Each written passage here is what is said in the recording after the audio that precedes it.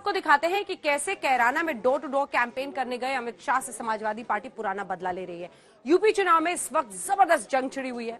पार्टियां एक दूसरे को फंसाने का मौका तलाश रही हैं। लखनऊ में वर्चुअल रैली के नाम पर भीड़ जुटाकर फंसी समाजवादी पार्टी अब कैराना में अमित शाह के डोर टू डोर कैंपेन में जुटी भीड़ पर उबल रही है और चुनाव आयोग से अमित शाह पर सख्त एक्शन की मांग कर रही है। और तो और लगे हाथ समाजवादी पार्टी ने चुनाव आयोग से ओपिनियन पोल पर भी रोक लगाने की मांग की है।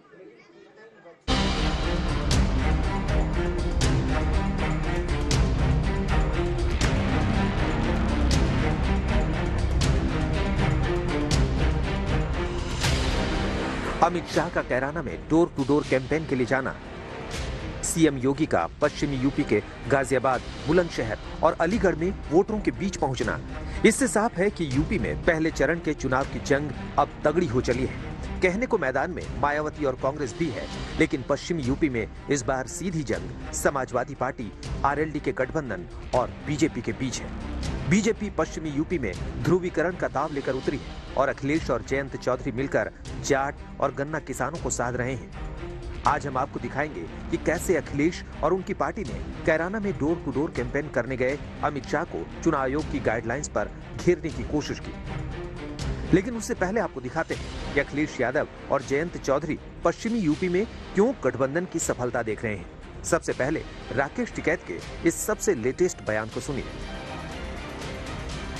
13 महीने की ट्रेनिंग हुई है और 13 महीने की ट्रेनिंग के बाद में भी हमको बताना पड़ेगा कि किसको वोट देनी, तो इसका मतलब ट्रेनिंग कच्ची है। बीजेपी कह रही है फर्क साफ है और राकेश टिकैत कह रहे हैं मतलब साफ है। राकेश टिकैत भले ही किसी पार्टी का नाम ना लें, लेकिन वो ये भी बताने की कोशिश कर रहे हैं कि 13 महीने तक सर्दी, गर्मी और बरसात में सड़क पर बैठे किसानों को बदला इसी चुनाव में लेना है।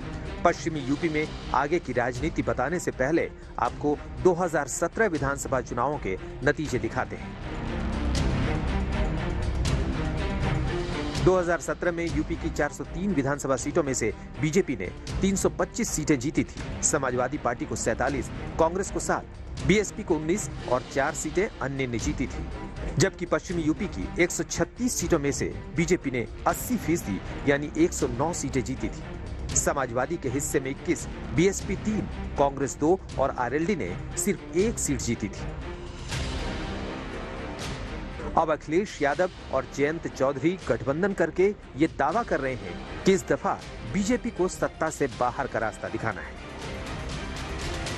इस बार ये जन सैलाब देख करके, ये उत्साह जोश देख करके मैं कह सकता हूँ कि पश्चिम में भारतीय जनता पार्टी का सूरज डूबेगा और हमेशा के लिए डूबेगा। बताओ, हमेशा के लिए डूबेगा कि नहीं डूबेगा? ऐसे में बीजेपी को दोबारा सत्ता में लाने के लिए खुद केंद्रीय गृह मंत्री अमित शाह निकल पड़े हैं। 22 जनवरी को शामली के कैराना में अमित शाह ने डोर टू डोर कैंपेन किया। इस दौरान उन्होंने लोगों को बीजेपी प्रत्याशी को वोट करने की अपील के पर्चे भी बांटे। निर्वाचन आयोग ने जो गाइडलाइंस दी हैं और जो इस समय कोविड-19 की गाइडलाइंस हैं, दोनों के खिलाफ काम हुआ है।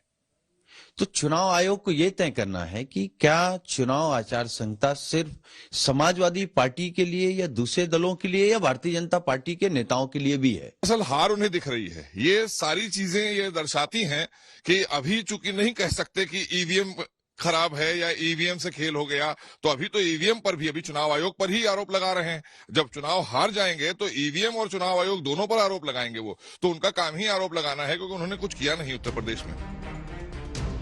Amit Shah door to door campaign इसलिए कर रहे थे क्योंकि चुनाव आयोग की सख्त गाइडलाइंस है कि देश में कोरोना की तीसरी लहर के चलते कोई रैली या रोड शो नहीं करेगा। साथ ही डोर टू डोर कैंपेन में भी 5 लोग से ज्यादा की इजाजत नहीं थी। हालांकि बाद में यह संख्या बढ़ाकर 10 कर दी गई थी।